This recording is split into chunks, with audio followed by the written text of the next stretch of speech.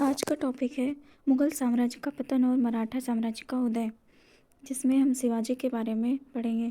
17वीं सदी के प्रारंभिक वर्षों में जब पूना जिले के भोसले परिवार ने स्थानीय निवासी होने का लाभ उठाते हुए अहमदनगर राज्य से सैनिक व राजनीतिक लाभ प्राप्त किए तो एक नई लड़ाकू जाति का उदय हुआ, जिसे मराठा कहा गया। उन्होंने बड़ी संख्या में मराठा सरदारों और सैनिकों को अपनी सेनाओं में भर्ती किया। शिवाजी साची भोसले और जीजाबाई के पुत्र थे। शिवाजी का पालन पोषण पूना में उनकी माता और एक योग्य ब्राह्मण दादाजी कोंडदेव के देखरेख में हुआ था।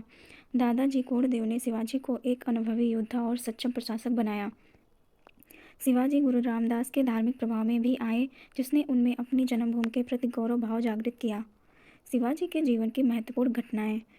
तोरण की विजय या मराठा सरदार के रूप में शिवाजी द्वारा कब्जाया गया पहला किला था, जिसने 16 वर्ष की उम्र में ही उनमें निहित पराक्रम, दृढ़ निश्चय और शासकीय गुणों का परिचय दे दिया। इस जीत ने उन्हें रायगढ़ और प्रतापगढ़ जैसे किलों पर कब्जा करने के लिए प्रेरित किया। शिवाजी की इन जीतों से परेशान होकर बीजापुर के सुल्तान ने उनके पिता शाहजी को कैद में डाल दिया। 1659 ईस्वी में जब शिवाजी ने पुनः बीजापुर पर आक्रमण करने का प्रयास किया तो बीजापुर के सुल्तान ने अपने सेनापति अफजल खान को शिवाजी को पकड़ने के लिए भेजा, लेकिन शिवाजी भागने में सफल रहे और अफजल खान की अपने बागनक या शेर का पंजा कहे जाने वाले खतरनाक हथियार से हत्या कर दी। अंततः 1662 ईस्वी में बीजापुर के सुल्तान ने शिवाजी के साथ शांति समझौता कर लिया और शिवाजी को उनके द्वारा जीते गए क्षेत्रों का स्वतंत्र शासक बना दिया गया। कोडाना जिले के जीत यह किला नीलकंठराव के नियंत्रण में था, जिसके लिए मराठा शासक शिवाजी के सेनापति तानाजी मालसुरे और जयसिंह के अधीन किलेदार उदयभान राठौर के बीच युद्ध हुआ। शिवाजी का राज्याभिषेक 1674 ईस्वी में रायगढ़ में शिवाजी ने खुद को मराठा राज्य का स्वतंत्र शासक घोषित किया और छत्रपति की उपाधि धारण की। उनका राज्याभिषेक मुगल आधिपत्य को चुनौती देने वाले लोगों के उत्थान का प्रतीक था।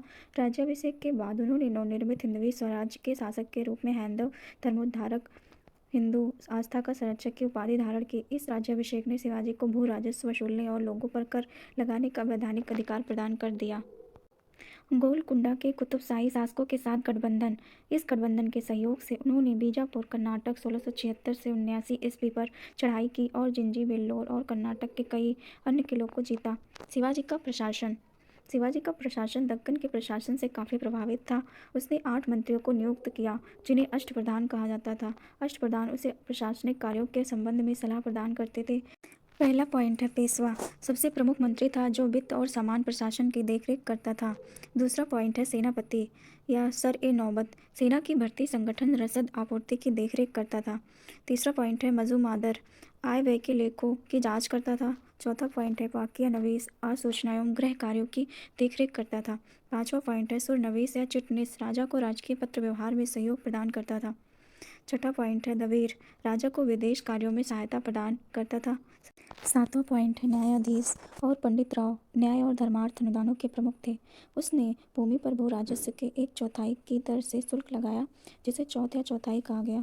शिवाजी ने स्वयं को न केवल एक कुशल रणनीतिकार, योग्य सेनापति और चतुर कूटनीतिज्ञ के रूप में साबित किया, बल्कि देशमुखी की शक्तियों का प्रयोग कर एक शक्तिशाली राज्य की नींव भी रखी। निष्कर्ष।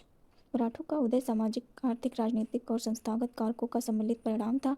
जहाँ तक शिवाजी की बात है तो वे एक प्रसिद्ध शासक थे जिन्होंने मुगल अतिक्रमण के विरुद्ध जन आकांक्षाओं का प्रतिनिधित्व किया। हालांकि मराठा प्राचीन जाति थी, लेकिन 17वीं सदी ने उन्हें स्वयं को शासक के रूप में स्थापित होने का अवसर प्रदान किया।